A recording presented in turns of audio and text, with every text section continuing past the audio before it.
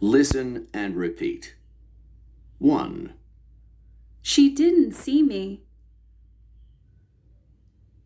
2, I didn't go to school on Monday. 3, Our teacher didn't come to school today.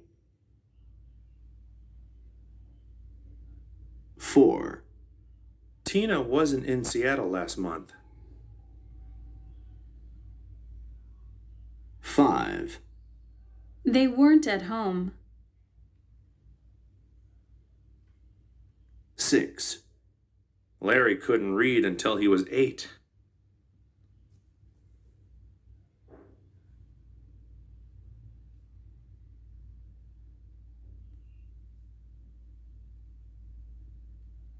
36. The engagement. My mother never came to meet me at the train station when I arrived from New York, so I always walked alone from the station to my mother's house. And so tonight I had time to think. I had some very important news for my mother, but I didn't know what to say to her. I wrote to my mother every week, but it's difficult to write in a letter, "I think Agnes likes me," or "I'm in love with her," or "I think she's in love with me. I want to ask Agnes to marry me." Well, I couldn't do it. And yesterday, I asked Agnes to marry me, and she said yes. My mother was a widow. I was her only child, and now I was engaged and she didn't know. I was ready for a difficult evening. I walked up to the front door. There was my mother.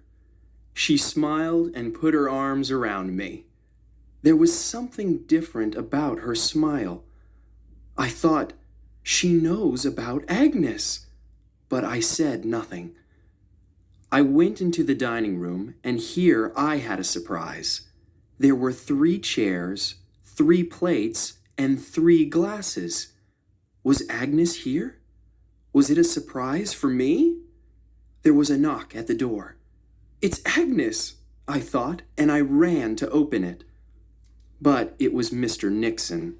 He was an old friend of the family. "Good evening, young man," he said. "Mr. Nixon is here for dinner, Philip," said my mother. I liked him, but I wasn't very happy to see him tonight because I wanted to talk to my mother. We started our dinner, but we didn't say very much. At the end of the meal, I told my mother that I wanted to go to the post office. I had an important letter to mail. "A letter to a girl?" laughed Mr. Nixon. "Yes," I said. When I got back home, Mr. Nixon was still there. "Come and sit down, Philip," he said. "Can I talk to you?" I sat down. "Well, my boy," he said, "I want to marry your mother." I was surprised. I asked her to marry me yesterday, and she said yes. Did she tell you about me in her letters? No? Well, it's difficult to write about that in a letter, of course. I laughed. Yes, it is. This is wonderful news. Then my mother came in, a little red in the face. It was something new to me that my mother could fall in love. Perhaps, like all sons, I only thought about my own life. So I decided to say nothing about my news. That evening, my mother came first for me. I could tell her about Agnes tomorrow.